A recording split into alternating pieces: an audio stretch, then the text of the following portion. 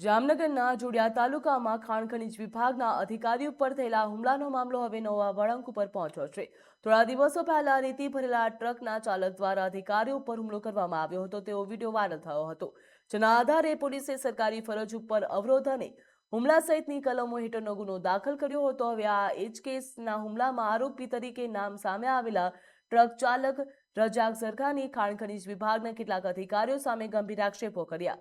તેમના દ્વારા કહેવામાં આવ્યું છે કે કેટલાક અધિકારીઓ ગેરકાયદે હપ્તા વસૂલતા હતા અને હપ્તા ન આપતા તેની સામે આ ખોટી ફરિયાદ નોંધવામાં આવી હતી। તેણે એવો પણ આરોપ લગાવ્યો છે કે જોડિયા તાલુકામાં અનેક રીતે ભરેલા ટ્રકો રોયલ્ટી પાસ વગર અવરજવર કરે છે, છતાં પણ તેમના સામે કોઈ કાર્યવાહી કરવામાં આવતી નથી। આક્ષેપોના આધારે રોયલ્ટી ઇન્સ્પેક્ટર સહિત 5 લોકો સામે જોડિયા પોલીસ સ્ટેશનમાં ફરિયાદ પણ દાખલ કરવામાં આવી છે। હવે પોલીસ અને બંને ફરિયાદોની તપાસ કરી રહી છે, જ્યાં ખાણ ખનીજ વિભાગ સામે કરાયેલા આક્ષેપોની સત્યતા તેમજ અધિકારીઓ પર હુમલાના કેસની હકીકત તપાસ પૂર્ણ થયા બાદ જ સ્પષ્ટ થશે।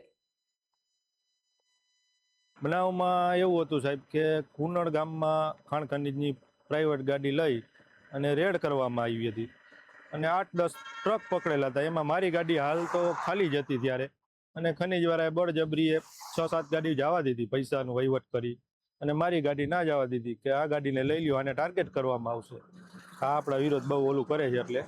અને જે જગ્યાએ રેતી ચોરી ચાલુ છે, જેને 10 ટ્રક પકડ્યા હોય તો કઈ જગ્યાએથી ભરી એને યોગ્ય તપાસ કરવી પડે। એ કોઈ ખાણ ખનીજ વિભાગે એવું નથી કર્યું કે એકય ગાડીમાં રોયલ્ટી પાસ ન હોય અને વહીવટ લેતા હોય, એટલે યોગ્ય તપાસ ન કરે। નદીમાં હાલતું હોય તો કુનડ નદીમાં જ હાલે છે, બેફામ હાલે છે, બરોબર, તો એની કેમ યોગ્ય તપાસ ન કરે? ટ્રક વાળાને ટાર્ગેટ કરવામાં આવતા હોય, હપ્તા લેતા હોય એની હિસાબે ટાર્ગેટ કરે છે એ લોકો। 2 દિવસ પહેલા એ જ ઘટના હતી, મારા ઉપર ખોટી FIR કરી અને મને નિખિલભાઈ અથવા રમેશભાઈ અને આનંદ ગાંધે આ લોકોએ મને કીધું કે આને ખોટી રીતે ગમે એ કેસમાં ફસાવી દો એટલે આ શાંતિથી બેસી જાય। રોયલ્ટી પાસ માંથી આપતા જ નથી રોયલ્ટીની, અને તપાસ કરે, યોગ્ય તપાસ કરે કે આટલી ગાડી અહીંયાથી પકડી તો અહીંયા કેટલું ખોદકામ થયું છે એની યોગ્ય તપાસ થતી નથી આમાં।